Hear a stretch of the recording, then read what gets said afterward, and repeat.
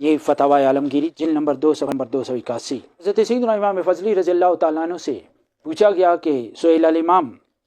امن یقرأ الدعاء مکان الدعاء تجوز امامت ام لا،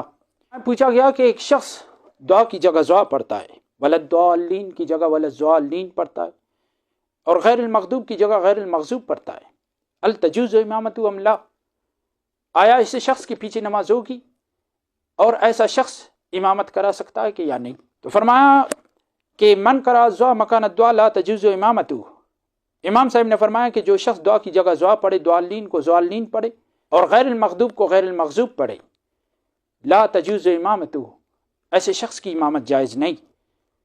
اور نہ ہی اس کے پیچھے نماز ادا کرنے والوں کی نماز ادا ہو جائے گی۔ ولو تعمد یکفر، بلکہ آگے فرماتے ہیں کہ اگر وہ جان بوجھ کے اس طرح کرتا ہے تو وہ کافر ہو جاتا ہے، دار اسلام سے خارج ہو جاتا ہے۔ اور یہ صرف فتاوی عالمگیری نہیں بلکہ فقہ کی تمام کتابوں میں یہی چیز مذکور ہے۔ حضرت سیدنا مولا علی قاری نے شرح فقہ اکبر صفحہ نمبر 353 پہ فرمایا کہ مذہب منصور ائمہ دین ان کے آمدن کسے دعات رضا یا مشابہ بزوا خواند نماز اشتباہ گردد و امامت وی درست نیست بلکہ بر وی خوف کفر است۔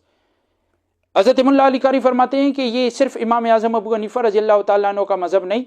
بلکہ چاروں اماموں کا یہی مذہب ہے کہ اگر کوئی شخص دعا کو زوا یا پڑھتا تو دعا ہی ہے لیکن اس کی آواز زوا کی طرح نکالتا ہے تو نماز اشتباہ گردد، ایسے شخص کی نماز تباہ ہو جائے گی۔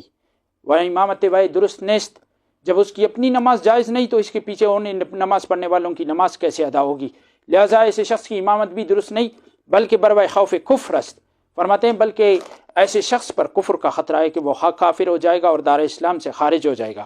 کیوں کافر ہوگا؟ اس کی وجہ یہ ہے کہ وہ قرآن کریم میں 3 تبدیلیوں کا مرتکب ہو رہا ہے۔